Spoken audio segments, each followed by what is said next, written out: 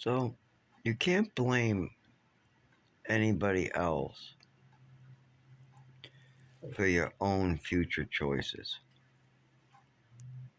Something I hold dear. That's why I keep on saying I'm living in the moment. I've had to live in the woods before, and I know I can't hold it together during winter in a gurney or some of these other times, so I know I won't be able to hold it together in the future. There's no reason not to try. Yeah, there's going to be lots of pain.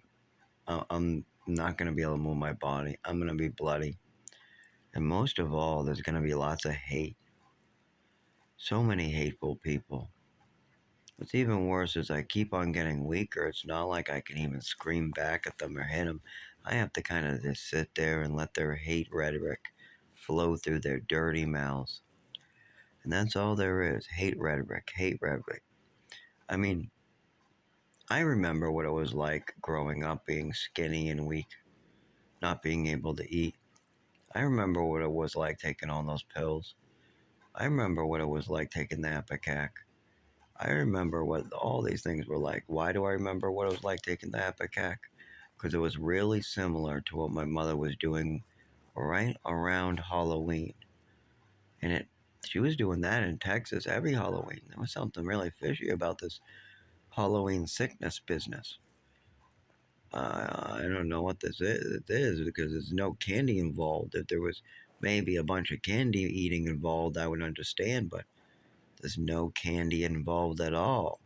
There's my mother wanting something and not getting it, and then me getting very sick.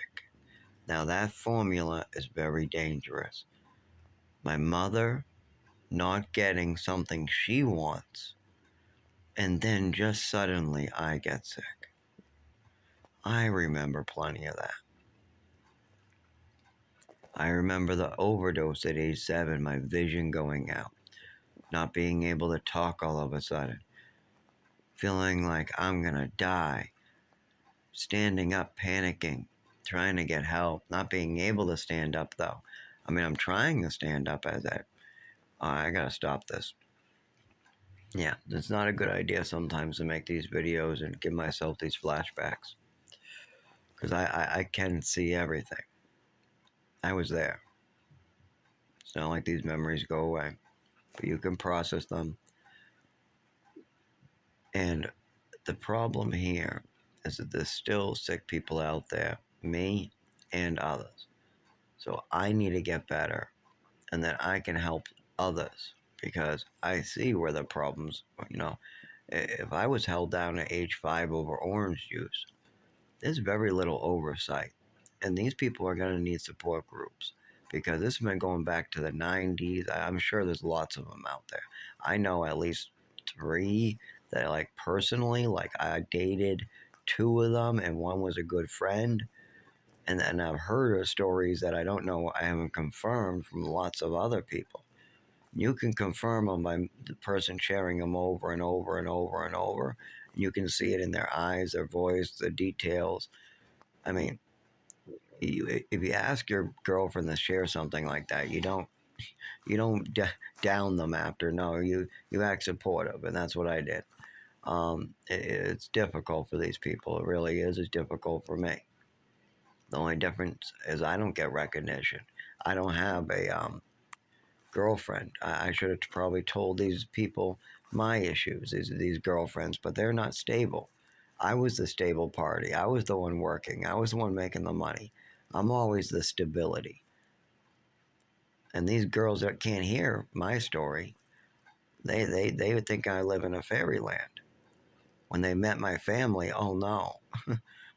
Oh no, I don't live in no fairyland, honey. I don't. My family sucks sometimes. Some of them are good. Some of them aren't. Some of them will poison you. Other ones will laugh at you. Other ones will just completely be absent.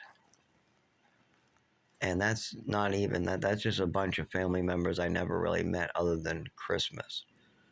And then I guess you got my, like, absent father who's kind of there. He is a father, just a lot of different characters that you don't want to meet. And outside parties have no idea. They think it's a fairy tale. Oh, you have a father. Oh, he must be like in his 50s and 60s, and he must be a great father. You must be just some addict kid running away, right? Like this Eric up the street. I mean, this kid can't get off meth, and he gets naked in the backyard, and he does all this crazy shit. I mean, this must be like that, right? No, no, I'm not that. No, I don't do that. I don't get naked in public. I don't do naked things. I have no want to throw a 40-person naked party. I have no want to do any of these crazy things like poison other people or hurt other people like my mother did. I have no real anger where I want to tear down anything or get in a fist fight. No, I'm actually pretty anti-conflict. I try to when people are, jumping off cliffs, I try to call them back and go, no, no, no, don't jump off the cliff. It's okay. No need, no need. Don't jump off the cliff. It's okay. I've had coworkers and many people. I've had customers that are just totally bizarre, and I'm very good at talking them down and like calming things down in the room, sharing personal experiences, but not too personal. Once when people try to ask me questions, they get really personal. They're like, "Holy fucking shit!" I'm like, "Yeah." And what's even worse is that, like, the amount of work I would have to put in with somebody else, like driving me around, I would be dead before it was accomplished. There's certain things that would have to be met by like an insurance state, doctors, as well as there's people in the family that could have or still can make a difference, but if they're going other ways with it, it actually might hurt us. So even if I got a best friend in the world driving me around, if I have people working against me, it makes it 10 times harder. As well as I get sicker, it's harder. So just a really shitty situation.